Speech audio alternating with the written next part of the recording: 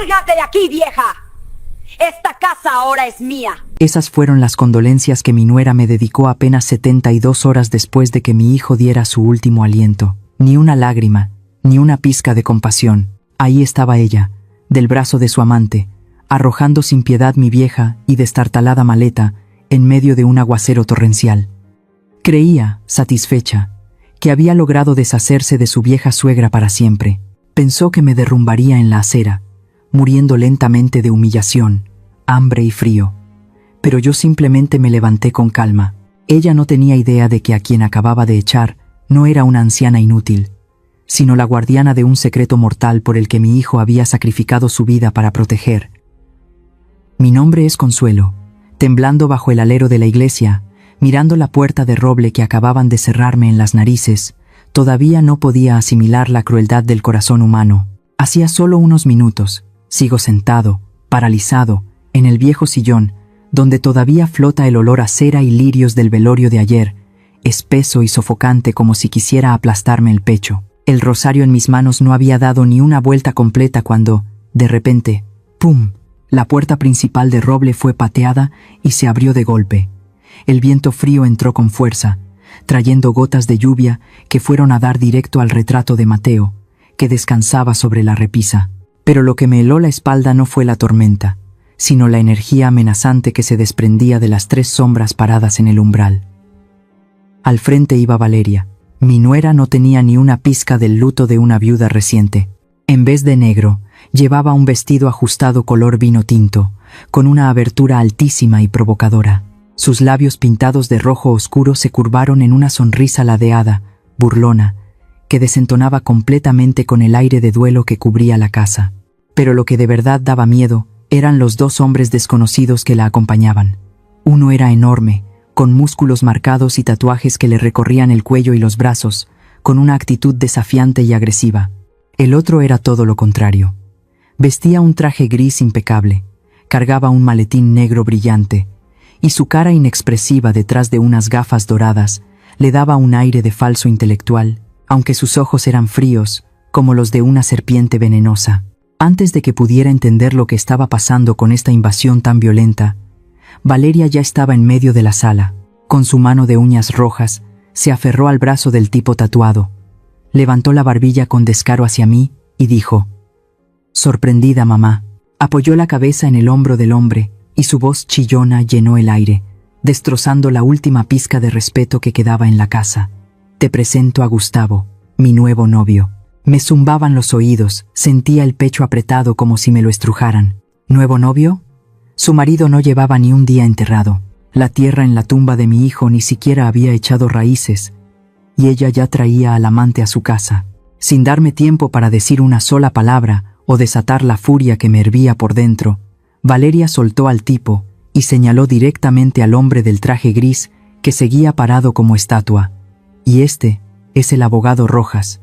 Vino a darte una noticia muy importante». Rojas dio un paso al frente, y el sonido de sus zapatos de cuero retumbó en el suelo de madera seca. No saludó, no se anduvo con rodeos. Se inclinó, acercando su rostro al mío. Sus ojos brillaban con furia. «Lárgate de aquí, vieja».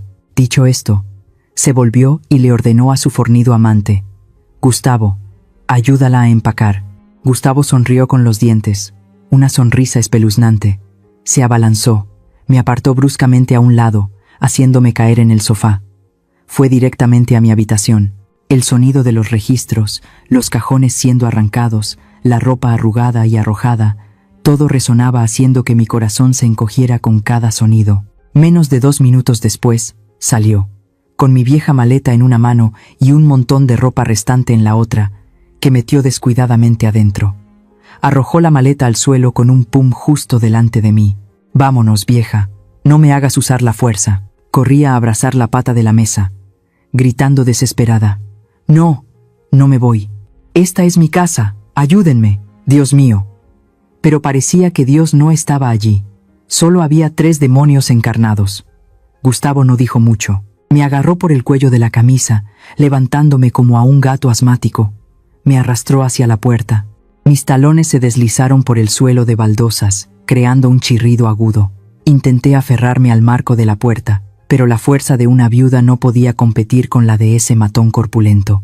Me arrojó a mí y a la maleta al porche. Empezó a llover. Las frías gotas de lluvia me golpeaban directamente en la cara, me dolían y me ardían. Levanté la vista. Valeria estaba allí, de pie, con los brazos cruzados, mirándome con una expresión de triunfo absoluto. Me miraba como si fuera un montón de basura que acababa de ser arrojada de la casa. La puerta de roble se cerró de golpe justo en mis narices. El sonido del cerrojo resonó, definitivo y cruel. Me senté bajo la lluvia. El agua de la lluvia se mezclaba con las lágrimas saladas que corrían por mi boca. Dentro de esa casa, que una vez fue mi hogar, ahora resonaban las risas y las felicitaciones de los buitres que estaban devorando el cadáver de mi hijo. Esta noche, la Ciudad de México está helada hasta los huesos. Me senté acurrucada bajo el alero de la antigua iglesia de San José, después de que mis piernas se cansaran de tanto caminar. Mi vieja maleta yacía a mi lado, empapada. Las campanas del campanario dieron las 12, pesadas y lúgubres. Frente a mí, la estatua de piedra de la Virgen María permanecía allí, con sus ojos compasivos mirando a su oveja descarriada. Apoyé la cabeza en el muro de piedra y cerré los ojos. En este frío glacial, los recuerdos son lo único que emerge con claridad, afilados como un cuchillo.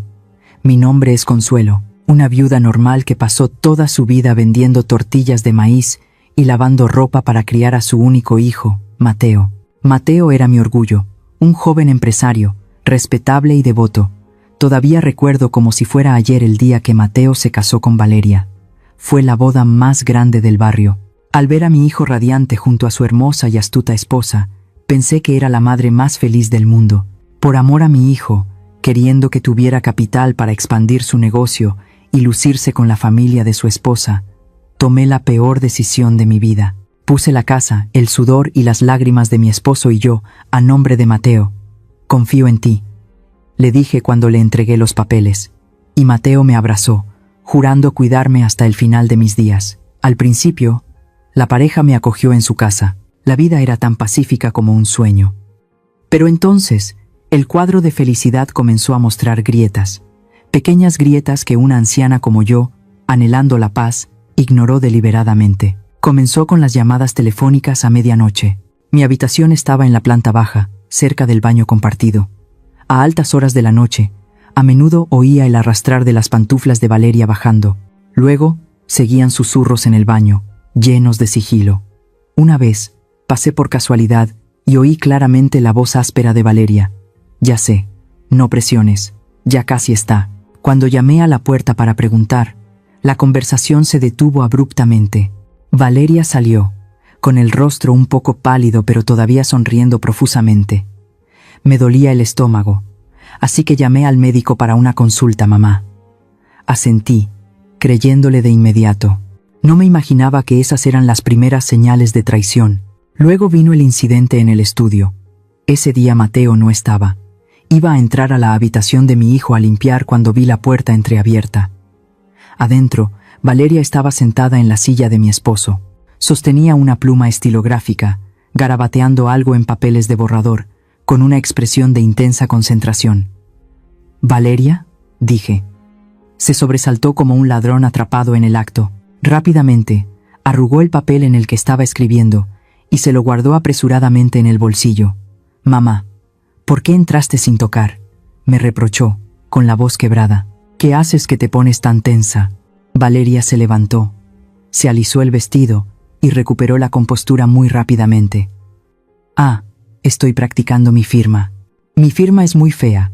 Quiero practicarla para ser más profesional y ayudar a Mateo a firmar los papeles de la empresa». La razón sonaba plausible, pero después de que se fue, mientras limpiaba y sacaba la basura, recogí el papel arrugado de la papelera. Mi corazón dio un vuelco. En el papel no estaba el nombre de Valeria. Era el nombre de Mateo, Mateo García. Decenas de firmas idénticas. Pero lo que me dio escalofríos fue la letra. La firma de mi hijo era fluida y decidida, pero estas firmas, la tinta temblaba de forma anormal. Las conexiones estaban rotas, repasadas una y otra vez, como si hubieran sido trazadas por una mano que intentaba copiar torpemente. Parecía un cadáver sin alma. Tenía la intención de guardar ese papel para preguntarle a Mateo, pero la debilidad de la vejez y el miedo a dañar la armonía familiar me hicieron dudar. Me engañé a mí misma, pensando que mi nuera solo estaba practicando escribir el nombre de su esposo por diversión. Tiré el papel a la basura, y con él, la oportunidad de salvar a mi familia. Después de ese día, el ambiente en la casa cambió por completo. Mateo se veía cada vez más demacrado. Tenía ojeras oscuras y a menudo se sentaba en el porche, fumando distraídamente.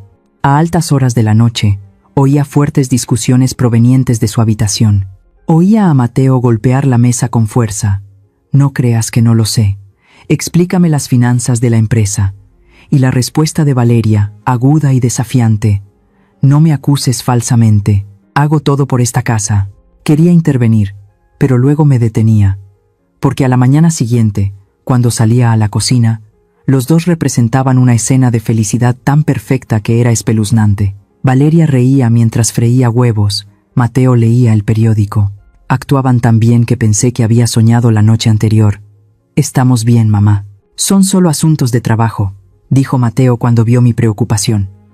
Miré a mi hijo, con el corazón dolorido.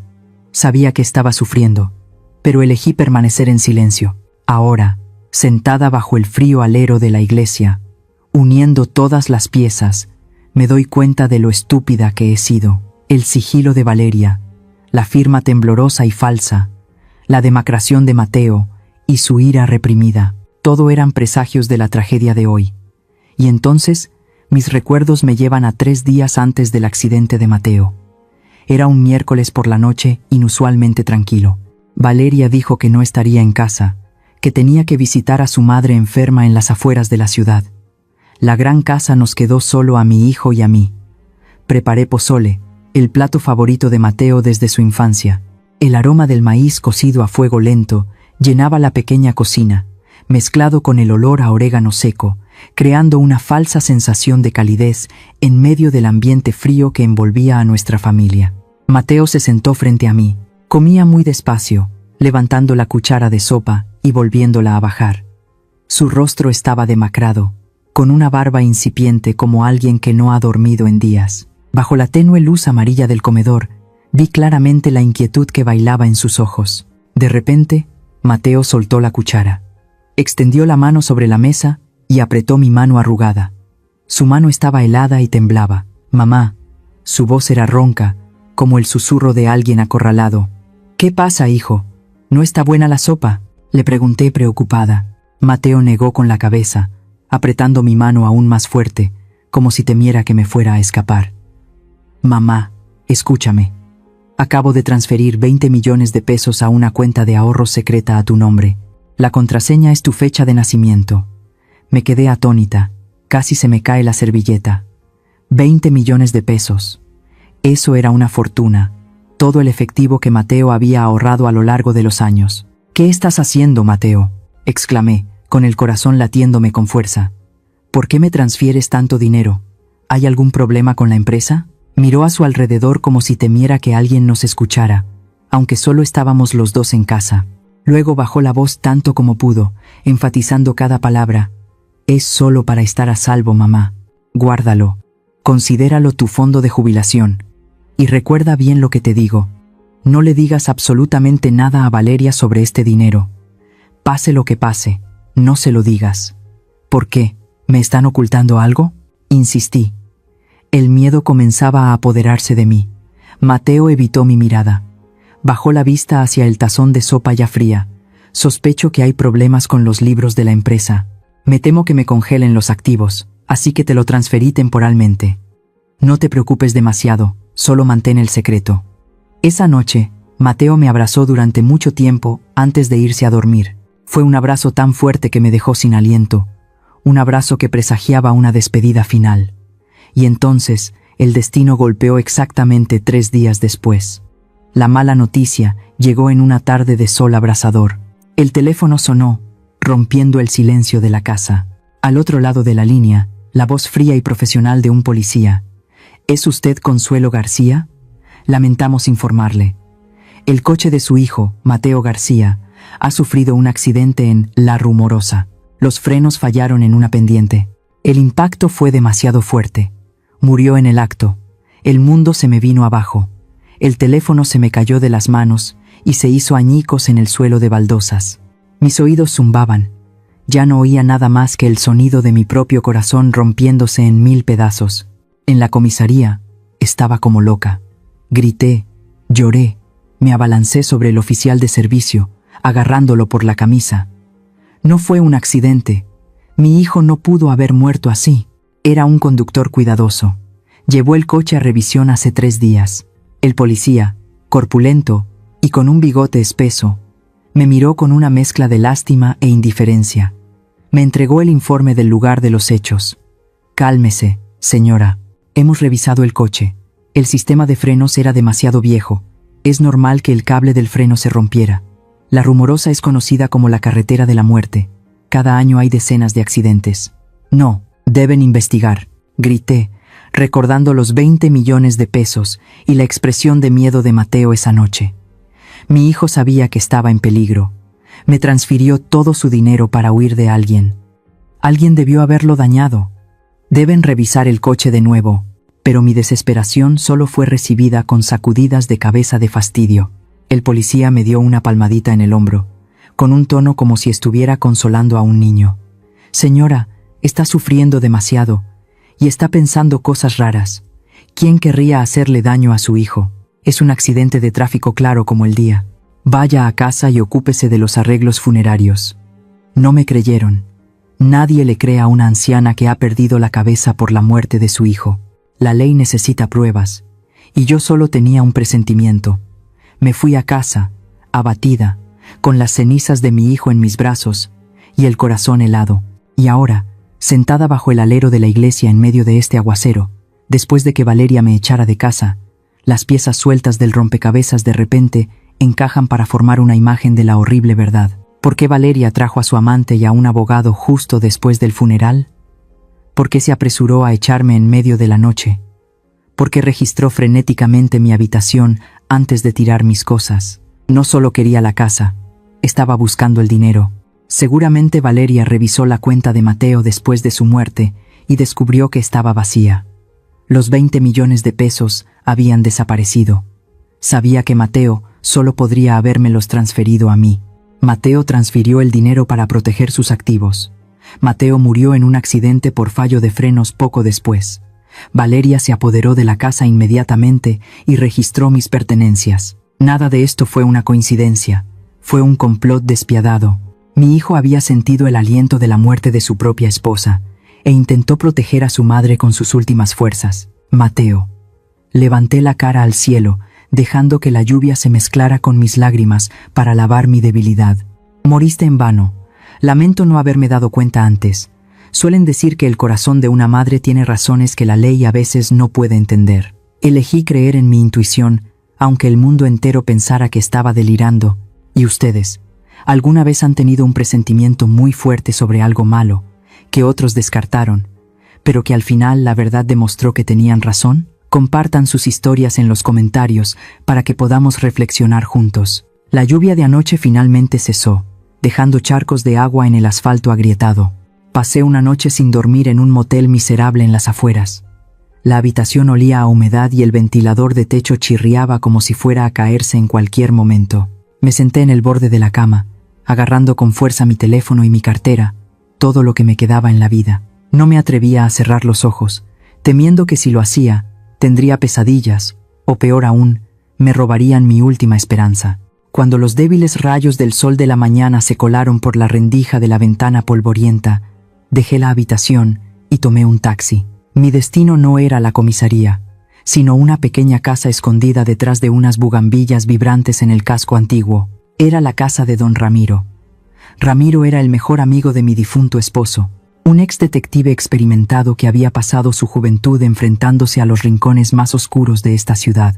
Desde que mi esposo falleció, nos visitaba a menudo, tratando a Mateo como a su propio hijo. Me paré frente a la puerta, respiré hondo para calmarme, y luego toqué el timbre. La puerta de madera se abrió. Apareció don Ramiro.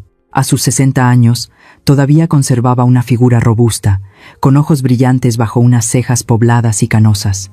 «¿Consuelo?», exclamó, con los ojos muy abiertos por la sorpresa al ver mi aspecto demacrado, mis ojos hinchados y mi maleta manchada de barro. «Dios mío, ¿qué te ha pasado? Entra, rápido». Me guío a la sala de estar, que olía a café recién hecho y estaba llena de estanterías repletas de viejos expedientes. Después de ponerme una taza de agua tibia en las manos, se sentó frente a mí, con voz grave pero llena de preocupación. «Cuéntame, Consuelo, ¿qué te ha pasado?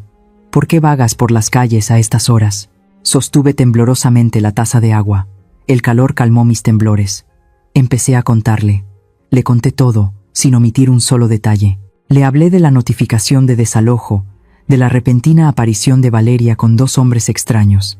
Describí al tipo tatuado llamado Gustavo, que había arrojado mis cosas a la calle con rudeza. Y finalmente, mencioné el nombre del abogado de traje. Se llama Rojas. El abogado Rojas. Al oír ese nombre, la mano de don Ramiro, que sostenía una pipa, se detuvo en el aire. Sus pobladas cejas se fruncieron, formando una profunda arruga en su frente. «¿Rojas?», repitió, con voz grave. «¿Estás segura de que se presentó como Rojas, un hombre delgado, con ojos rasgados y gafas de montura dorada?» «Sí, era él. ¿Lo conoce?», pregunté, con el corazón acelerado. Don Ramiro dejó la pipa sobre la mesa. El ligero golpe en el cenicero sonó seco. Suspiró. Su mirada se volvió fría como el acero. «Lo conozco demasiado bien. En los círculos policiales y del AMPA de esta ciudad, ¿quién no conoce la reputación del buitre Rojas?». Se levantó y caminó por la habitación. Su voz resonaba con indignación. «No es un abogado legítimo, Consuelo. Es un buitre que se alimenta de cadáveres. Se especializa en falsificar documentos, legalizar disputas de tierras ilegales y lavar dinero para pequeñas pandillas. He intentado meterlo en la cárcel varias veces, pero es muy astuto. Siempre sabe cómo eludir la ley y borrar sus huellas». Al oír esto, un escalofrío me recorrió la espalda. Así que era cierto. Mi instinto tenía razón. Ese papel de transferencia era falso.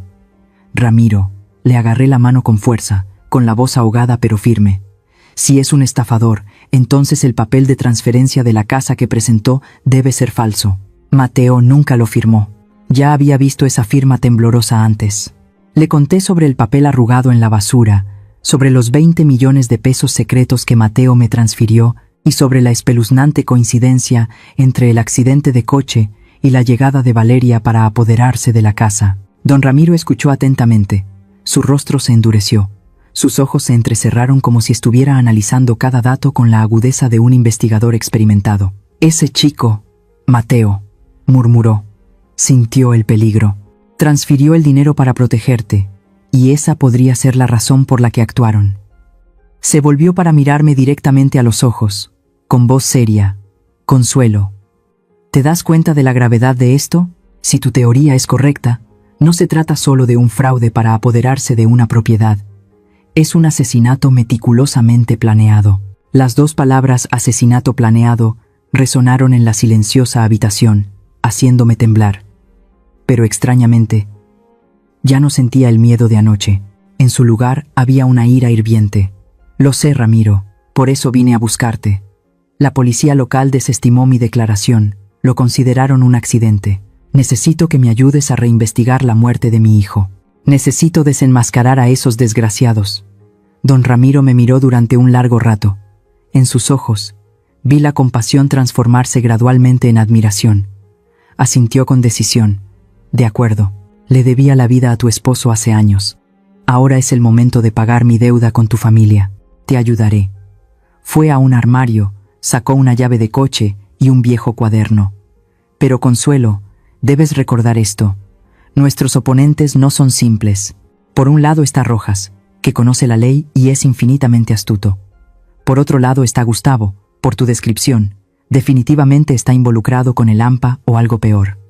Y tu nuera, ella es la serpiente más peligrosa porque conoce bien a tu familia». Se acercó a mí y bajó la voz. «Debemos actuar con extrema cautela. No debes dejarles saber que sospechas o que tienes ayuda. Con gente como Rojas, si se entera de que estamos desenterrando el caso, no dudará en usar cualquier medio para silenciarnos». Asentí, apretando los puños. «Ya no tengo nada que perder, Ramiro. Perdí mi casa, perdí a mi hijo. Ahora solo me queda esta vieja vida. Si tengo que cambiar mi vida para que paguen por sus crímenes, estoy dispuesta. No digas eso, me tranquilizó Ramiro, dándome una palmada en el hombro. No moriremos, lo sacaremos a la luz. Primero, necesitamos pruebas concretas, no especulaciones. Sirvió más café en la taza. El vapor se elevaba.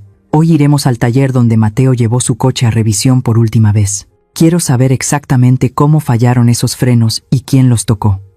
Un coche no pierde los frenos justo después de una revisión, a menos que haya habido una intervención humana. Miré al viejo amigo de mi esposo. Mi corazón se llenó de una gratitud infinita.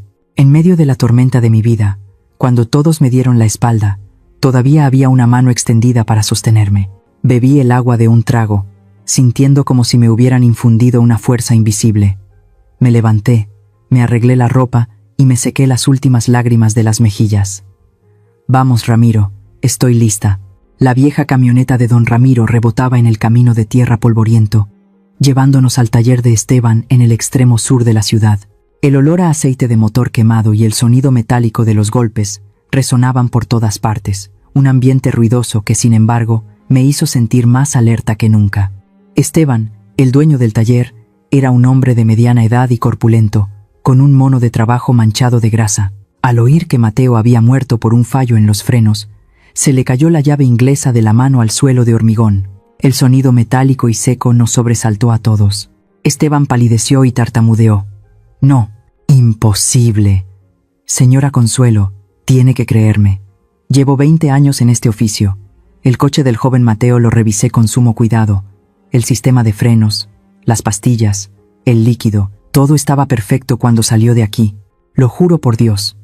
Ramiro le puso una mano en el hombro a Esteban para tranquilizarlo. Cálmate, Esteban. No hemos venido a acusarte. Solo queremos saber si alguien más tuvo acceso a ese coche. Esteban se secó el sudor de la frente con un trapo andrajoso, tratando de recordar. De repente, sus ojos se iluminaron. Sí, hubo alguien. Ese día, después de que terminé la revisión, y dejé el coche en el patio trasero, para que el joven Mateo lo recogiera, vino un hombre. Dijo que era primo de Mateo, y que Mateo le había pedido que revisara el coche antes de venir a buscarlo. Mi corazón latió con fuerza. ¿Mateo no tenía primos en esta ciudad? ¿Cómo era ese tipo?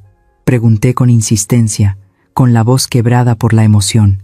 Era alto, de piel morena, con aspecto bastante rudo. Ah, y tenía muchos tatuajes en el brazo. Estuvo jugueteando debajo del coche unos 15 minutos, y se fue justo antes de que llegara Mateo. Ramiro y yo nos miramos. En mi mente apareció inmediatamente la imagen del matón que me había echado a la calle la noche anterior. Esteban, ¿tienes cámaras de seguridad en el patio trasero?, preguntó Ramiro rápidamente. Sí, pero la imagen es un poco borrosa. Déjame que te la muestre. Los tres nos apiñamos frente a la pantalla de un viejo ordenador polvoriento en la pequeña y estrecha oficina. Esteban tecleó en el teclado, rebobinando la cinta de vídeo de ese día. En la pantalla parpadeante, apareció una figura. Llevaba una camiseta de tirantes y una gorra de béisbol calada hasta las cejas. Aunque la imagen no era nítida, su andar arrogante y los intrincados tatuajes de sus bíceps eran inconfundibles. Me tapé la boca para reprimir un grito de horror. Es él, Gustavo. Es el amante de mi nuera. En la cinta, Gustavo miraba a su alrededor y luego se metía rápidamente debajo del coche. Hizo algo debajo del vehículo con una destreza aterradora. Luego salió, se sacudió las manos y se fue con una expresión de suficiencia. Ramiro entrecerró los ojos, su rostro se endureció.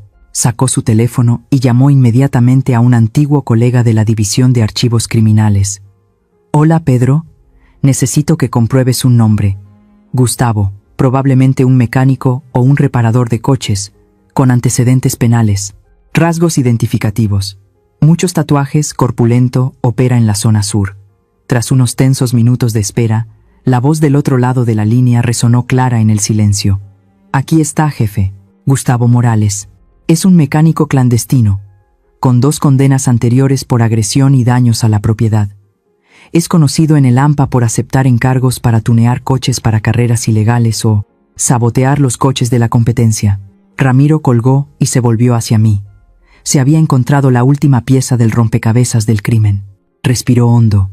Su voz se hizo grave, analizando cada acontecimiento con una lógica escalofriante. Consuelo, ahora todo está claro. Esto fue una trampa mortal. Dibujó un círculo con el dedo sobre la mesa polvorienta. Primero, Valeria llevaba tiempo engañando a Mateo con este Gustavo. No es su nuevo novio como ella lo presentó.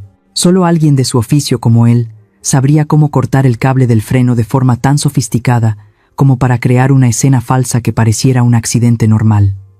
Me estremecí. Así que mientras mi hijo trabajaba duro para mantener a su familia, su adúltera esposa conspiraba con su amante matón para asesinarlo. Ramiro continuó, con voz firme. Segundo, cuando Mateo descubrió la traición o sospechó algo, transfirió en secreto sus bienes, los 20 millones de pesos, a ti. Probablemente Valeria se olió que Mateo iba a divorciarse o a echarla a la calle con las manos vacías. Así que decidió actuar primero. Le pidió a Rojas que falsificara los papeles de la transferencia de la casa un mes antes para legalizar la apropiación. Y Gustavo, él se encargó de enviar a Mateo a la tumba. Las lágrimas brotaron de mis ojos, calientes y saladas. Mi hijo, había tenido que enfrentarse a demonios con piel de cordero en su propia casa. Pero, ¿por qué?, pregunté entre sollozos. ¿Por qué me echaron con tanta prisa? ¿Por qué no esperaron unos días para no levantar sospechas? Ramiro me miró con complicidad. Por el dinero, Consuelo. Piénsalo. Justo después de la muerte de Mateo, Valeria debió de usar su derecho de herencia para comprobar la cuenta bancaria de su marido. ¿Y qué vio? Un cero rotundo. Los 20 millones de pesos se habían evaporado. Me sobresalté al recordar la expresión de locura de Valeria la noche anterior. Es cierto, seguro que descubrió que Mateo había transferido el dinero, pero no sabía a quién. Perdió una enorme cantidad de dinero en efectivo. La codicia y la desesperación la volvieron loca. Necesitaba el dinero inmediatamente para pagar deudas o repartirlo con sus cómplices. Por eso, tuvo que apoderarse de la casa inmediatamente para venderla o hipotecarla y recuperar algo. Su prisa, su brutalidad y su crueldad de anoche no fueron una coincidencia. Fueron las acciones de bestias acorraladas por el hambre. Me echaron para buscar el dinero y para apoderarse del único bien que quedaba, la casa. Miré la pantalla negra del ordenador, donde acababa de ver a Gustavo meterse debajo del coche de mi hijo. La ira que sentía en mi interior estalló, quemando todo el miedo y la debilidad. Malditos, golpeé la mesa. Mataron a mi hijo por dinero, y ahora quieren robarme mi último refugio. Tenemos la prueba más importante, dijo Ramiro, sacando el USB del ordenador de Esteban. Esta cinta demuestra que Gustavo manipuló el coche, y con sus antecedentes, la policía no podrá ignorarlo. Se volvió hacia Esteban. Señor Esteban, ¿estaría dispuesto a ser nuestro testigo? ¿A testificar que el coche estaba en perfectas condiciones hasta que apareció ese tipo? Esteban asintió repetidamente, con la cara roja de ira, al saber que su reputación profesional había sido mancillada por un asesino. Estoy dispuesto. Testificaré en el juicio. No podemos dejar que esos desgraciados se salgan con la suya. Salimos del taller cuando el sol estaba en su punto más alto. El calor abrasador de México parecía querer quemarlo todo, pero no podía igualar el fuego que ardía en mi corazón. Así que la máscara de dulzura de Valeria había caído, revelando una verdad tan cruel y escalofriante en mi propia casa. A veces, la persona más peligrosa no es la que te apunta con un cuchillo, sino la que te sonríe dulcemente a la espalda. En tu vida, ¿alguna vez has mirado atrás y te has dado cuenta de que has ignorado demasiadas señales de advertencia de alguien de confianza? Deja tu opinión. Quizás tu experiencia ayude a otros a evitar cometer los mismos errores dolorosos. Al salir del taller de Esteban con el USB que contenía la grabación de prueba en el bolsillo, regresamos a casa de don Ramiro. El aire en la camioneta estaba cargado de tensión. Apenas llegamos a casa, Ramiro llamó inmediatamente a Miguel, su hijo mayor, que trabajaba como secretario en la notaría de la ciudad. Gracias a la relación padre-hijo y a la antigua reputación de un ex policía, solo una hora después, Miguel nos envió un escaneo del expediente de transferencia de la propiedad que el abogado Rojas había presentado para robarme la casa. Don Ramiro imprimió la pila de documentos, los extendió sobre la mesa de roble y encendió la lámpara de escritorio. Mire de cerca, Consuelo. Esto es lo que usaron para echarla a la calle. Me puse las gafas de leer y me incliné para examinar cada letra de ese papel inanimado pero cruel. Mis ojos recorrieron las secas líneas legales y se detuvieron al final de la página. Allí, junto al sello rojo, estaba la firma de Mateo. Mateo García. A primera vista, se parecía a la firma de mi hijo en un 90%. Desde la inclinación, la altura de las letras hasta la forma de escribir la M mayúscula, un extraño no dudaría ni un ápice. Pero yo soy su madre. Fui yo quien le cogió de la mano para enseñarle a escribir sus primeras letras redondas cuando empezó el colegio. Conocía cada uno de sus pequeños hábitos que probablemente ni él mismo notaba. Entrecerré los ojos y acerqué la cara al papel. El recuerdo del papel arrugado en la basura volvió a mí, vívido y doloroso. Ramiro, susurré, señalando con el dedo tembloroso la línea que subrayaba el nombre. Esto es falso. 100% seguro que es falso. Ramiro enarcó una ceja, esperando. ¿Ha descubierto algo? Mire esta letra. Mi voz se endureció. Tiembla. Aunque el falsificador intentó escribir con mucho cuidado, en las curvas de las letras A y O, la tinta es más oscura y ligeramente quebrada. Es una señal de que estaba dibujando las letras, no firmando. Un hombre decidido como Mateo nunca firmaría de una manera tan vacilante. Respiré hondo y señalé el punto más crucial. Y lo más importante, mire esta línea de subrayado. Es una línea recta y firme, que va de izquierda a derecha, ligeramente descendente al final. ¿Y qué?, preguntó Ramiro. Mateo era zurdo, Ramiro. Levanté la vista hacia él, con los ojos encendidos. Mi hijo era zurdo de nacimiento. Al firmar, debido a la estructura de su muñeca, su línea de subrayado siempre tendía a subir ligeramente al final, nunca a bajar así. Esta línea horizontal y descendente es el hábito de una persona diestra. Cerré los ojos, imaginando la escena de Valeria sentada en el escritorio de su marido, con el bolígrafo en la mano derecha, intentando imitar la firma del hombre al que estaba conspirando para dañar. «Es Valeria», afirmé con rotundidad. «Esa chica es diestra. Fue ella quien firmó este papel. Mateo nunca firmó la transferencia de la casa. Todo fue una torpe farsa montada por esa nuera codiciosa y ese abogado buitre después de la muerte de mi hijo». Ramiro asintió. Sus ojos brillaban con admiración. «Excelente. Este detalle de la mano izquierda será un golpe mortal en el juicio. Un peritaje caligráfico lo aclarará fácilmente». Justo en ese momento, el viejo teléfono de mi bolsillo sonó, rompiendo el silencio. Me sobresalté y lo saqué para ver. Número desconocido. Pero mi instinto me dijo quién era. Miré a Ramiro. Me hizo una seña para que pusiera el altavoz y me quedara en silencio. Respiré hondo y pulsé el botón de contestar. «Hola», al otro lado de la línea, sonó la voz chillona y familiar, pero esta vez teñida de urgencia y amenaza. Era Valeria. «Vieja, ¿en qué agujero te estás pudriendo?», dijo sin saludar, con un tono lleno de desprecio. Tragué mi ira y respondí con la voz temblorosa de una anciana indefensa. «Valeria, estoy en un motel. Estoy sufriendo mucho, hija». «No me vengas con tus lloriqueos», me interrumpió bruscamente. «Escucha, no tengo mucho tiempo. El abogado Rojas dice que al expediente de transferencia de ayer le falta una firma de confirmación tuya en la sección de testigo.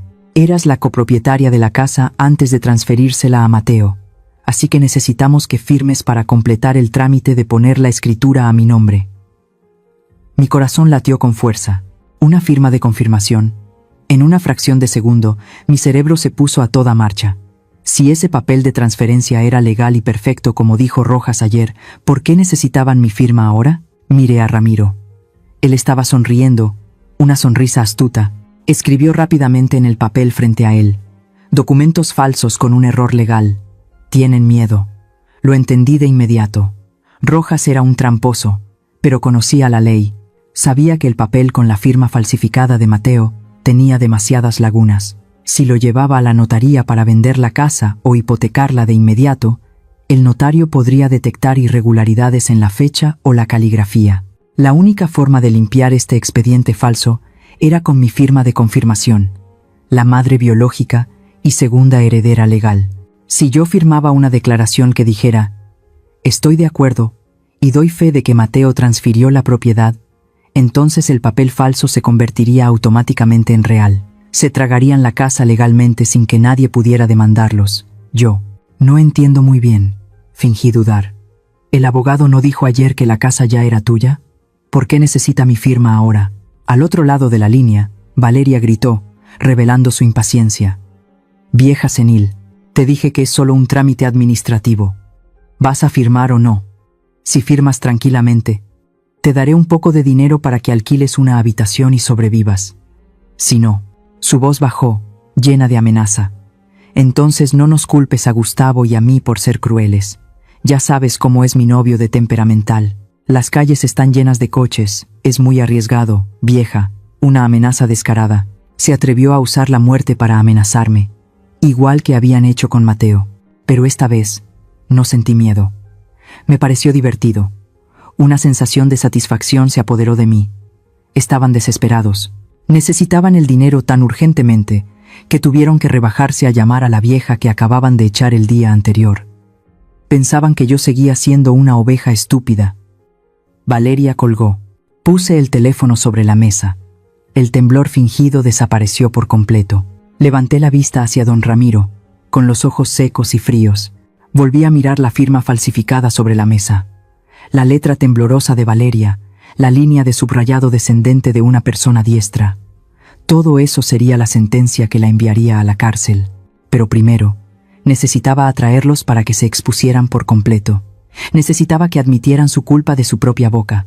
Consuelo, habló Ramiro. Su voz grave rompió el silencio. Debes entender la psicología del enemigo en este momento. Valeria y sus cómplices tienen la sartén por el mango, pero también están muy hambrientos. Dio una calada a su cigarrillo, entrecerrando los ojos con cálculo. Se han apoderado del cascarón de la casa, pero la casa no se puede comer de inmediato. Para venderla o hipotecarla, necesitan tiempo para la tasación, necesitan trámites legales engorrosos. Pero estos buitres no tienen paciencia. He investigado más sobre Rojas. Tiene una gran deuda por perder en las carreras de caballos. Y Gustavo está siendo perseguido por sus acreedores. Necesitan dinero en efectivo, inmediatamente. Asentí, juntando las manos. Por eso se volvieron locos cuando vieron la cuenta de Mateo vacía. Continué. Y por eso Valeria se apresuró a llamarme para obligarme a firmar la confirmación. Quieren legalizar la casa lo más rápido posible para venderla y conseguir dinero. Exactamente, sonrió Ramiro, una sonrisa fría. Y ese es su talón de Aquiles. La codicia los cegará. Ahora, les lanzaremos un cebo que no podrán resistir. Me acercó el teléfono. Llama de nuevo. Dile que no solo estás de acuerdo en firmar el papel, sino que también quieres entregarles el dinero secreto. Conviértete en la anciana más patética, desesperada y estúpida del mundo. Muéstrales que han ganado por completo. Respiré hondo, tratando de controlar mi respiración acelerada. Tenía que actuar, tenía que convertirme en la Consuelo débil de ayer, no en la mujer que hoy empuñaba la espada de la justicia. Mi dedo tembloroso marcó el número. Cada tono largo sonaba como un martillo golpeando mi pecho. «Hola», sonó la voz de Valeria, brusca e impaciente. Tragué saliva y forcé mi voz para que sonara temblorosa, quebrada por el miedo. «Valeria, soy yo. Lo he pensado bien, hija». «¿Qué pasa ahora?», espetó ella. «¿No se suponía que venías mañana por la mañana? No me digas que has cambiado de opinión. Si te atreves a jugar conmigo...» «No, no, hija», la interrumpí apresuradamente, añadiendo algunos sollozos fingidos. «Soy vieja, y ahora en la calle no sé a dónde ir. Tengo mucho miedo. Quiero volver a casa. Firmaré lo que quieras. Solo déjame tener un lugar donde quedarme». Hubo un breve silencio al otro lado de la línea. Probablemente estaba evaluando si estaba diciendo la verdad o no. Sabía que tenía que dar el golpe de gracia. Además, Mateo me dejó algo de dinero. Bajé la voz, susurrando, como si estuviera confesando un terrible pecado. Inmediatamente, oí la respiración emocionada de Valeria. ¿Dinero? ¿Qué dinero? ¿Cuánto? Su voz cambió por completo, aguda y ansiosa. Él me transfirió 20 millones de pesos antes de morir, dije, haciendo que mi voz sonara deliberadamente ingenua. No sé qué hacer con tanto dinero. Soy vieja, tener tanto dinero encima solo me preocupa que me roben. pensé. Si les doy el dinero para que hagan negocios, ¿me querrán y me dejarán quedarme en la pequeña habitación de atrás de la cocina? El pez había picado el anzuelo, y había picado muy hondo. La actitud de Valeria cambió 180 grados. De un tono chillón y hostil, pasó a uno tan dulce que me dio náuseas. «Oh, mamá, mi querida mamá», exclamó, con voz melosa. «¿Por qué no lo dijiste antes? Por supuesto que sí. Esta es tu casa. ¿Quién se atrevería a echarte? Ayer fue solo que Gustavo se enfadó demasiado. Ya lo regañé. Su descaro me revolvió el estómago. Ayer mismo me llamó vieja, senil y carga. Ahora, por 20 millones de pesos, de repente volvía a ser su querida mamá. «De verdad, hija», fingí alegría. «Entonces, ¿llevo el dinero mañana? Pero tengo mucho miedo. Gustavo y el abogado Rojas, ¿no me harán daño?» «Claro que no, mamá», se rió Valeria. «Tú trae el dinero. Mañana por la mañana, los tres te estaremos esperando en casa para recibirte. Firmaremos los papeles y contaremos el dinero juntos. Todo saldrá bien, somos una familia. Familia». Esas dos palabras saliendo de su boca sonaban tan sucias. «De acuerdo. Estaré allí a las 9 de la mañana. Esperadme, por favor». «Claro que sí, mamá. Te prepararé un té caliente. Que duermas bien, mi amor». Dejé el teléfono sobre la mesa como si me deshiciera de algo sucio. Una sensación de asco recorrió mi cuerpo. Rápidamente cogí un vaso de agua y me lo bebí de un trago para quitarme el sabor amargo de la garganta. «Lo has hecho muy bien, Consuelo», asintió Ramiro con aprobación. Sus ojos brillaban de satisfacción. «Has dado en el clavo de su codicia insaciable. Con 20 millones de pesos en efectivo y la firma para legalizar la casa, se reunirán todos. Los tres buitres se juntarán para devorar la deliciosa presa, y ahí es cuando serán más vulnerables». Ramiro se levantó y se dirigió al viejo teléfono de disco de la esquina. Marcó un número, no con prisa, sino con un ritmo firme y solemne. «¿Rico? Soy yo, Ramiro». Al otro lado de la línea, sonó la voz ronca y fuerte del jefe de policía Rico, uno de los pocos hombres íntegros en los que Ramiro confiaba. «Hola, ex jefe. ¿Qué pasa para que me llames a estas horas? Tengo un gran regalo para ti, Rico. Un caso completo. Falsificación de documentos, apropiación indebida y asesinato». Ramiro me miró y luego continuó hablando por el teléfono, con voz firme. «Tengo pruebas de quién saboteó el coche en el accidente de La Rumorosa hace 3 días. Es Gustavo Morales. Y también pruebas de la falsificación de documentos de propiedad del abogado Rojas. Necesito que prepares un equipo de arresto para mañana por la mañana». Hubo un silencio de unos segundos al otro lado de la línea, seguido de un golpe entusiasta en la mesa. «¿Rojas? ¿Por fin le hemos pillado? Gustavo Morales está en mi radar por carreras ilegales». «De acuerdo, Ramiro. ¿Cómo quieres proceder?» «A las 9 de la mañana, en la casa de la señora Consuelo García. Se reunirán allí para realizar la última transacción ilegal. Quiero que tus hombres se aposten alrededor, pero que no entren de inmediato. Necesitamos pillarlos infraganti mientras coaccionan a la víctima y reciben el dinero. Le pondré a la señora Consuelo un dispositivo de escucha y una cámara». «Entendido. Yo mismo dirigiré la operación. No dejes que le pase nada, Ramiro. No te preocupes. Es más valiente de lo que todos pensamos». Ramiro colgó. Se volvió y puso sobre la mesa un collar con un colgante de piedra negra. «Esta es una cámara oculta, Consuelo. Transmitirá imágenes en directo a Rico y a mí desde fuera. Póntela». Cogí el collar, sintiendo su peso. No era solo un dispositivo tecnológico, eran los ojos de la justicia. «Ramiro», pregunté, con la voz quebrada, «¿crees que Mateo nos está viendo?» Ramiro miró por la ventana, donde la luz de la luna intentaba atravesar las densas nubes. «Él siempre ha estado ahí, Consuelo. Fue él quien dejó esos 20 millones. Él te preparó el arma. Mañana solo tienes que apretar el gatillo». Esa noche me tumbé en el sofá de Ramiro, con los ojos abiertos mirando al techo. Me imaginé la escena de mañana. Tendría que entrar sola en la guarida del león, enfrentarme a los 3 criminales que mataron a mi hijo. Gustavo con sus puños brutales, Rojas con sus intrigas astutas, y Valeria, la serpiente venenosa con cara de ángel. ¿Miedo? Claro que sí. Mi corazón todavía latía deprisa al pensar en estar encerrada en una habitación con ellos. Un pequeño error y podría perder la vida antes de que la policía pudiera entrar. Pero ese miedo era demasiado pequeño en comparación con el dolor de perder a mi hijo y el odio que ardía en mi alma. Estaba dispuesta a apostar mi vida en este juego. Si te pusieras en mi lugar en esta situación tan precaria, ¿elegirías enfrentarte directamente al riesgo o buscarías una opción más segura? Me encantaría escuchar cómo lo manejarías en los comentarios de abajo. Ahora, acompáñame al final. A las 9 en punto de la mañana, me encontraba frente a la puerta de mi casa familiar, pero me sentía tan extraña como si estuviera a las puertas del infierno. El sol de la mañana iluminaba las vibrantes bugambillas del porche, pero no disipaba el frío que me recorría la espalda. Me llevé la mano a la piedra negra de mi collar. La cámara oculta que me había dado don Ramiro estaba funcionando. En algún lugar muy cercano, Ramiro y el jefe de policía Rico escuchaban cada una de mis respiraciones. «Mateo, vigílame», susurré, respirando hondo con valentía, y luego abrí la puerta de madera. La puerta no estaba cerrada con llave. Me estaban esperando. Al entrar en el salón, el fuerte perfume de Valeria me golpeó la nariz, ahogando el olor a humedad de los últimos días de lluvia. La escena que tenía ante mí era como un juicio, donde yo era la acusada y los 3 criminales eran los jueces. Valeria estaba sentada en el sillón del centro, con las piernas cruzadas y una expresión de triunfo indisimulada. El abogado Rojas estaba sentado a su lado, con la mesa llena de papeles y bolígrafos. Y Gustavo, el amante tatuado, estaba apoyado en el mueble bar, jugando con una navaja de muelle cuya hoja brillaba con el acero. Al verme entrar, Valeria se levantó.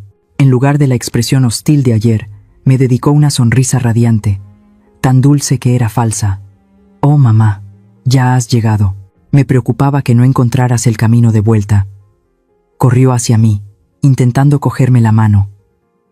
Me estremecí ligeramente, reprimiendo mi repulsión para no apartarle la mano. Estaba interpretando el papel de una anciana débil, que amaba la vida, temía a la muerte y estaba confundida por el dinero.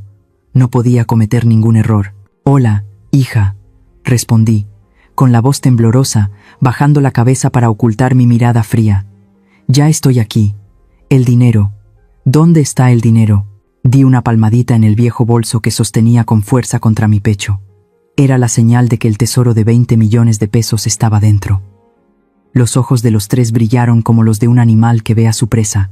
Gustavo se enderezó inmediatamente, guardó la navaja en el bolsillo y miró fijamente el bolso con ojos codiciosos. Rojas se ajustó las gafas. Su voz era tan suave como la mantequilla. «Tranquila, señora Consuelo. Las cuentas claras y el chocolate espeso. Antes de hablar de la reunión familiar, por favor, complete los trámites legales». Señaló el papel que había sobre la mesa de centro. Era el documento de confirmación de la transferencia que había preparado. Solo necesita su firma aquí, confirmando que está de acuerdo, y da fe de que el señor Mateo transfirió la casa a la señorita Valeria, y todo estará listo. Después, puede darle los 20 millones de pesos a la señorita Valeria para que los administre y mudarse a la habitación de atrás de la cocina. Así de simple. Me arrastré lentamente hacia la mesa. Gustavo se movió silenciosamente detrás de mí. Se paró bloqueando la salida, con los brazos cruzados. El sonido del cerrojo resonó detrás de mí. Mi vía de escape estaba cortada. Estaba en una jaula con bestias salvajes. Me senté en la silla, frente a Rojas. Me dio una costosa pluma estilográfica. «Firme, señora Consuelo. No nos haga perder el tiempo». Cogí la pluma. Mis manos temblaban violentamente. No porque estuviera actuando, sino porque la ira reprimida hasta el extremo hacía reaccionar a mi cuerpo. Me incliné para mirar el papel.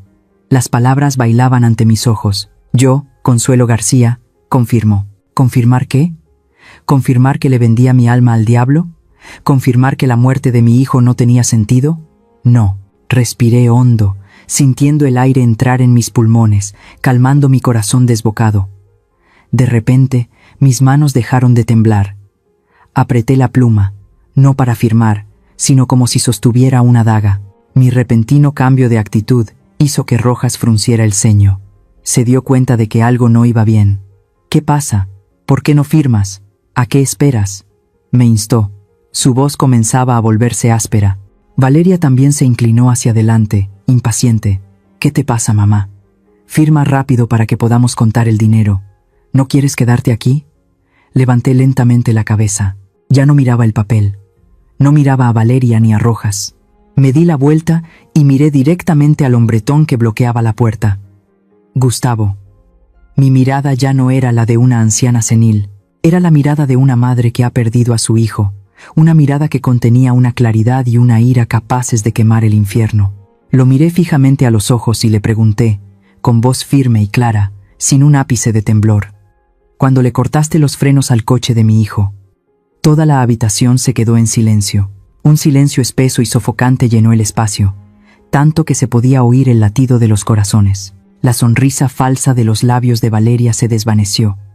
Rojas se quedó petrificado. La pluma se le cayó de la mano sobre la mesa con un clic. Gustavo me miró con los ojos muy abiertos. La sorpresa era evidente en su rostro rudo. No esperaba que una anciana de pueblo pudiera hacer una pregunta tan letal. Sin darles tiempo a reaccionar, me levanté de un salto y tiré la pluma al suelo. Señalé con el dedo a los 3 que estaban sentados allí y declaré solemnemente: no crean que no sé lo que han hecho. Son unos asesinos. Gustavo, fuiste tú quien se metió debajo del coche de Mateo en el taller de Esteban. Las cámaras de seguridad lo grabaron todo. Cortaste los frenos para matar a mi hijo. Me volví hacia Rojas, el abogado cuyo rostro se había puesto pálido como la cera. Y usted, Rojas, ese papel de transferencia es falso. Mi hijo era zurdo. Su firma siempre iba hacia arriba. La firma de ese papel es de alguien diestro. Es tuya, ¿verdad, Valeria? Miré fijamente a mi nuera. Su hermoso rostro estaba ahora contorsionado por el miedo y la ira. El espeso maquillaje no podía ocultar el temblor de sus músculos faciales. ¿Creen que después de matar a mi hijo y echarme todo se acabaría? ¿Creen que soy tan estúpida como para traerles el dinero? No hay ni un céntimo. Solo hay unas esposas esperándolos. Mi declaración fue como un jarro de agua fría para quienes soñaban con la riqueza. Esta vieja bruja, rugió Gustavo. Su naturaleza de matón afloró al verse acorralado. Su rostro se puso rojo, las venas de su cuello se hincharon. Se abalanzó, volcando la mesa de centro y haciendo volar los papeles. La vieja sabe demasiado. Lanzó un puño del tamaño de un martillo hacia mí. Retrocedí, tropecé con la pata de una silla, pero me mantuve en pie, sin pestañear. Sabía que la cámara estaba grabando. Cada una de sus acciones violentas en ese momento era su propia sentencia de muerte. Valeria se levantó de un salto. El pánico la convirtió en una bestia frenética. Sabía que todo se había descubierto. No había dinero, no había casa robada, y encima la habían pillado por asesinato. En su desesperación y crueldad extrema, gritó una orden que me heló la sangre. Gustavo, acaba con ella, da igual. Le tomaremos las huellas dactilares después. Esas palabras resonaron en la habitación cerrada, crueles y definitivas. Quería matar a su suegra allí mismo, en ese mismo momento, para forzarla a poner sus huellas dactilares en los papeles. Su humanidad había sido completamente devorada por el demonio de la codicia. Gustavo obedeció, sacando la navaja de muelle de su bolsillo. La hoja salió con un clic, afilada y fría. De acuerdo, si quieres morir, te concederé tu deseo. Se acercó a mí paso a paso, acorralándome en una esquina. Rojas se quedó temblando en un rincón, sudando a mares pero sin intención de intervenir. Él también quería que yo muriera para silenciarme. Me acorralaron contra la pared fría. Detrás de mí estaba la vieja estantería de mi marido. No había escapatoria. La hoja de Gustavo estaba en mi garganta. Podía oler el hedor a tabaco y el aura asesina que emanaba de él. Pero no tenía miedo a morir. Levanté la cabeza, mirando directamente a los ojos del asesino, todavía agarrando el collar de la cámara. Hazlo, lo desafié. Mátame, pero nunca escaparás. El brazo de Gustavo que sostenía el cuchillo se alzó, preparándose para dar el golpe de gracia. Valeria estaba detrás, con los ojos muy abiertos, esperando el momento del derramamiento de sangre. En ese instante de vida o muerte, la puerta principal detrás de Gustavo fue derribada por una fuerza tremenda. El sonido de la madera rompiéndose resonó con fuerza. ¡Policía! Todos quietos. El grito de don Ramiro y del jefe de policía Rico sonó como un trueno en un cielo despejado. Gustavo se sobresaltó y se dio la vuelta. Aprovechando ese momento, usé toda la fuerza de una madre que defiende la justicia para su hijo. Lo empujé con fuerza en el pecho y corrí hacia la ventana. La policía de operaciones especiales irrumpió como una inundación. Los cañones negros de sus armas apuntaban directamente a los 3 criminales. «Suelten las armas. Al suelo, ahora mismo». El salón era un caos. Los papeles volaban por el aire como mariposas blancas en un funeral. Gustavo, con el instinto de un animal salvaje acorralado, no se rindió de inmediato. Rugió como un salvaje y se dio la vuelta, todavía con la navaja afilada en la mano. Intentó correr hacia la ventana lateral para escapar. «No intentes huir». Don Ramiro, aunque mayor, todavía conservaba la agilidad de un ex-detective y se lanzó para hacerle una zancadilla. Gustavo perdió el equilibrio y tropezó. Inmediatamente, 2 policías corpulentos se abalanzaron sobre él, inmovilizándolo en el frío suelo. «Suéltenme, malditos, suéltenme». Gustavo se retorcía como un toro salvaje. Agitaba los brazos y las piernas, maldiciendo con el lenguaje más soez de la calle. Pero la fuerza humana no puede competir con el brazo de la ley. El sonido metálico de las esposas resonó. El frío metal se cerró sobre sus muñecas, sujetándolas a la espalda. El matón violento, que segundos antes intentaba quitarme la vida, ahora yacía aplastado en el suelo, con la cara contra las baldosas, respirando con dificultad. La navaja de muelle voló lejos, yaciendo inofensiva bajo la mesa. Mientras tanto, en la esquina de la habitación, el abogado Rojas intentaba una huida cobarde.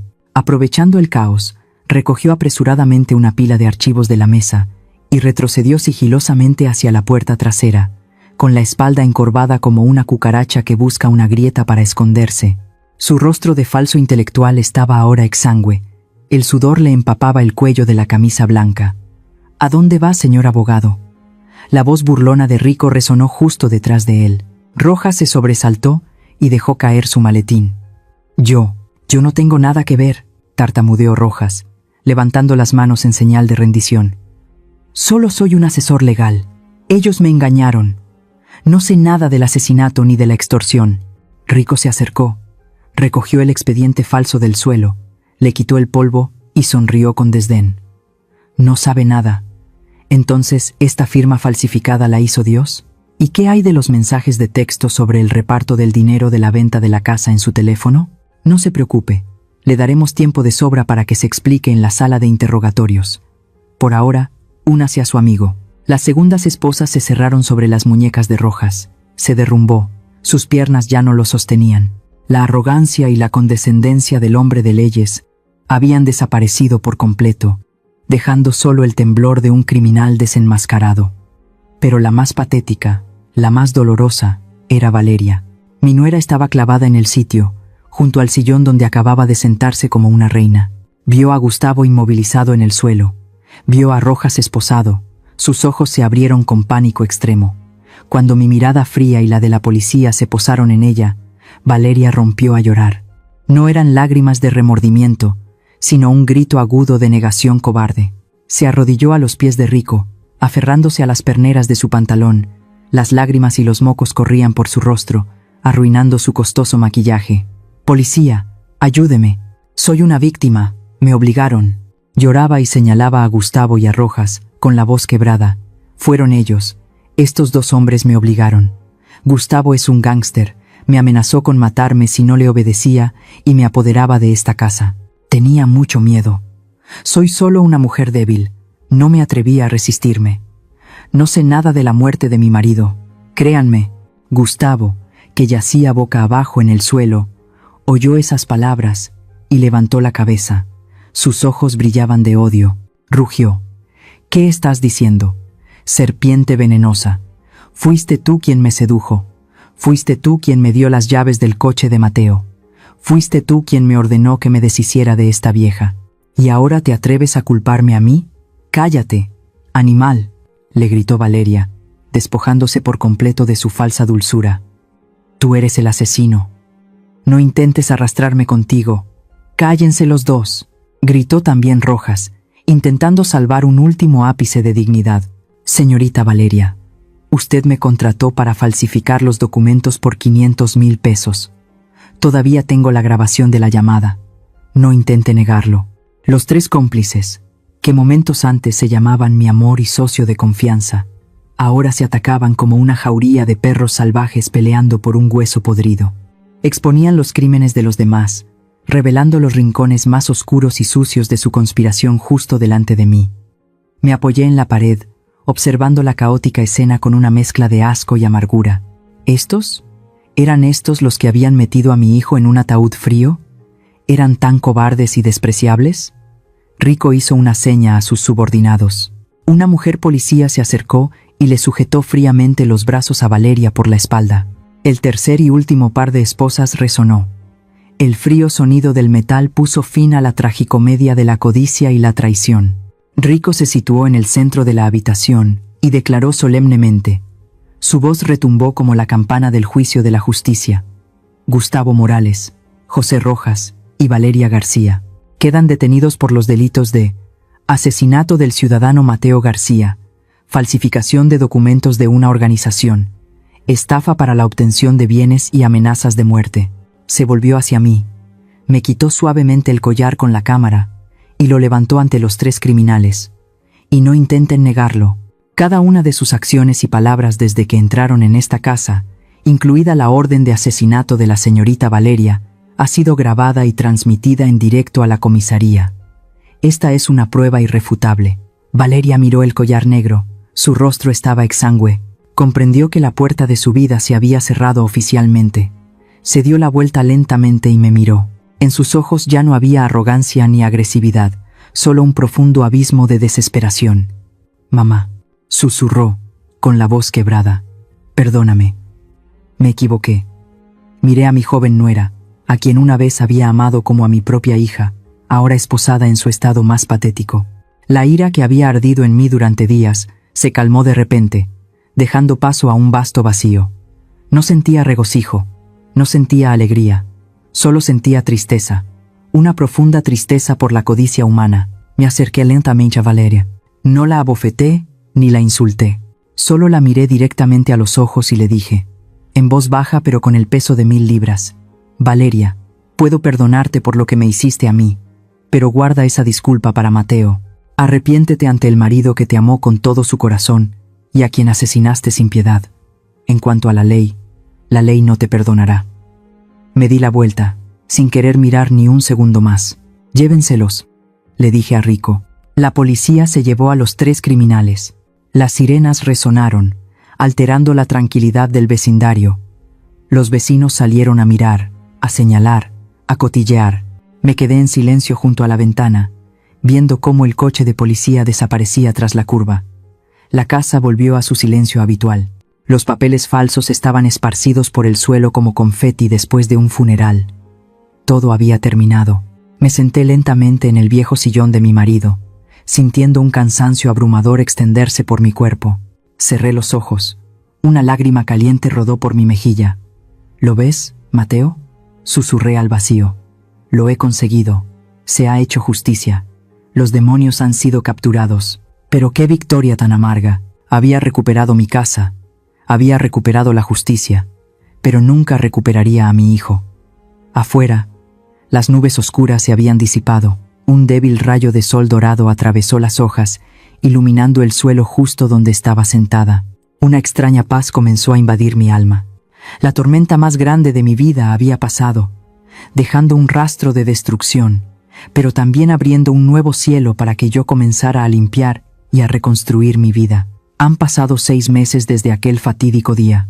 Esta tarde, el sol dorado baña la Ciudad de México, tiñendo de un suave color ámbar los viejos muros encalados. Estoy sentada con don Ramiro en un pequeño café al borde de la carretera, donde una vibrante bugambilla roja se mece con el viento. El aire a nuestro alrededor bulle de cotilleos. La noticia de la sentencia final del caso de la viuda y los 20 millones de pesos acaba de publicarse en la primera plana de los periódicos de esta mañana. La dueña del café, una mujer corpulenta y amable, me sirve más té mientras susurra, sin ocultar su satisfacción. «Señora Consuelo, ¿lo ha oído? El tribunal acaba de dictar sentencia. Esa Valeria ha sido condenada a 25 años de prisión. El matón de Gustavo a 30 años por el cargo adicional de intento de asesinato con crueldad, y el abogado corrupto de Rojas a 15 años y la inhabilitación permanente. Se lo merecen, esos desgraciados. Se siente satisfecha. Las miradas de algunos clientes del café se volvieron hacia mí. Esperaban una sonrisa de triunfo, una maldición, o al menos una muestra de satisfacción en el rostro de la mujer que una vez fue una víctima. Pero yo me limité a levantar en silencio mi taza de té de manzanilla, inhalando su suave aroma. Sonreí, una sonrisa tan ligera como la brisa. Gracias por la noticia. La ley es muy justa. Luego me volví hacia don Ramiro, que me miraba con calidez, y continué la conversación a medias. Ramiro, creo que deberíamos elegir pintura azul cielo para la nueva ala de aulas. Ese color ayudará a los niños a sentirse más tranquilos y esperanzados que el amarillo. Ramiro se rió y asintió con la cabeza. Estoy de acuerdo. El azul del cielo de la libertad, como usted diga. Para mí, en este momento, esos números de 25 o 30 años son solo cifras sin sentido. Valeria, Gustavo, Rojas, pertenecen al pasado, a un capítulo oscuro que ya he cerrado. El odio es como beber veneno y esperar que el otro muera. Hace mucho tiempo que me arranqué ese veneno del alma. Un mes después, en el pobre suburbio de Santa Fe, donde los niños todavía corren descalzos sobre el polvo rojo, se celebró una solemne ceremonia de inauguración. Se retiró la tela que cubría la placa de roble, revelando las palabras cuidadosamente talladas. Escuela Primaria Mateo. Así es. Utilicé todo el dinero que mi hijo me dejó, los 20 millones de pesos, más el dinero de la venta de la casa llena de dolorosos recuerdos, para construir esta escuela. Mucha gente me llamó loca. Decían que era vieja, que por qué no me quedaba con el dinero, y lo disfrutaba, que me comprara otra mansión junto al mar, y viviera el resto de mi vida. Pero no lo entendían. La vieja casa había sido mancillada por la codicia. No podía vivir entre esas 4 paredes frías con los recuerdos de la traición. La vendí. Me mudé a un pequeño apartamento, lo suficientemente grande para una cama, un altar y una estantería. Eso era suficiente. El dinero que Mateo había ganado. Yo quería que siguiera viviendo, que siguiera creciendo y convirtiéndose en conocimiento, en las sonrisas de los niños pobres, no que se quedara muerto en un banco o se convirtiera en ladrillos sin vida. De pie en el podio de honor, mirando los cientos de rostros inocentes que esperaban ansiosos entrar en sus nuevas aulas, mi pecho se llenó de una emoción indescriptible. No era el dolor de la pérdida, sino el renacimiento. Me ajusté el micrófono. Mi voz ya no temblaba como el día en que me echaron de casa, sino que era resonante, cálida y llena de fuerza. Estimados padres y queridos niños, esta escuela lleva el nombre de mi hijo, Mateo. Él ha dejado este mundo, pero su corazón sigue latiendo en cada ladrillo, en cada página del libro aquí. No quiero hablarles de dolor o de injusticia, solo quiero decirles que a veces la vida los tirará al barro, les arrebatará todo lo que más aprecian. Pero amigos míos, es de esas cenizas, si mantenemos nuestra fe y nuestra dignidad, donde crecerán los brotes más fuertes. Nunca se rindan al destino. Los aplausos resonaron como un trueno. Entre la multitud, vi a Ramiro de pie, levantando el pulgar, sus ojos brillaban. Esa tarde, cuando el crepúsculo púrpura descendió sobre el cementerio de la ciudad, fui a la tumba de Mateo. La tumba se encontraba humildemente bajo un yacarandá. Coloqué sobre ella una foto de la ceremonia de inauguración de esa mañana y un ramo de cempasúchil, la flor que guía las almas de los difuntos en nuestra cultura. El aroma acre y penetrante del cempasúchil se mezclaba con el olor a hierba quemada, creando una atmósfera de quietud y sacralidad. ¿Lo ves, Mateo?, susurré, acariciando la fría lápida. No me quedé con tu dinero, lo he convertido en miles de sueños para otros niños. Nunca serás olvidado. Estoy viviendo por los dos, de la manera más vibrante y significativa. La brisa de la tarde sopló, agitando los vibrantes pétalos naranjas. Me sentí ligera, sin resentimiento, sin arrepentimiento. Solo la profunda paz de alguien que ha atravesado una tormenta y ha encontrado un refugio en su alma.